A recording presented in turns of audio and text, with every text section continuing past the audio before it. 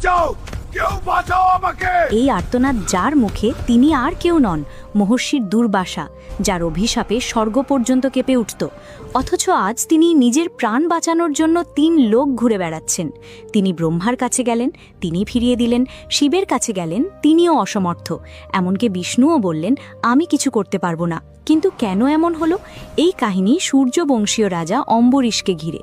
অম্বরীশ ছিলেন অপরিসীম ধন সম্পদের অধিকারী, কিন্তু তার আসল পরিচয় ছিল তিনি ছিলেন নারায়ণের একনিষ্ঠ ভক্ত।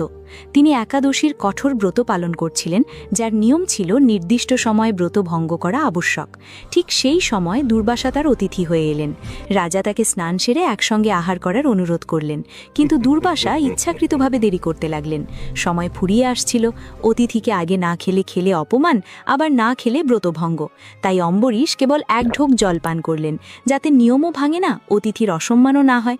কিন্তু ফিরে এসে দুর্বাসা ক্রোধে ফেটে পড়লেন। তিনি জটা থেকে একটি চুল ছিঁড়ে মাটিতে ফেলতেই সেখান থেকে এক ভয়ঙ্কর অগ্নিরাক্ষস উৎপন্ন হয়ে অম্বরীশের দিকে ধেয়ে গেল। তবুও অম্বরীশ একটুও বিচলিত হলেন না। তিনি শুধু উচ্চারণ করলেন, নারায়ণ। সঙ্গে সঙ্গে আকাশ চিরে সুদর্শন চক্র আবির্ভূত হয়ে রাক্ষসটিকে মুহূর্তে ভস্ম করে দিল। কিন্তু এখানেই শেষ নয়। এরপর সুদর্শন চক্র সরাসরি দুর্বাসার দিকেই ধেয়ে গেল।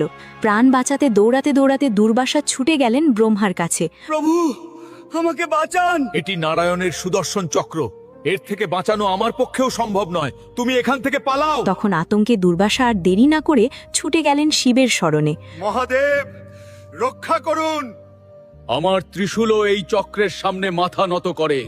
আমিও অসহায়। শেষে ভগবান বিষ্ণুও বললেন, এই চক্র আমার ভক্তের জন্য, আমি নিজেও একে থামাতে পারবো না। তুমি অম্বরীশের কাছেই যাও। অবশেষে ক্লান্ত, পরাজিত, ভীত দুর্বাসা ফিরে এসে অম্বরীশের পায়ে লুটিয়ে পড়লেন। আর তখনই ভক্তের করুণায় সুদর্শন চক্র শান্ত হয়ে গেল। কাহিনী ভালো লাগলে ভিডিওটি লাইক ও চ্যানেলটি সাবস্ক্রাইব করুন। আর কমেন্টে লিখুন, ওম নমঃ নারায়ণায়।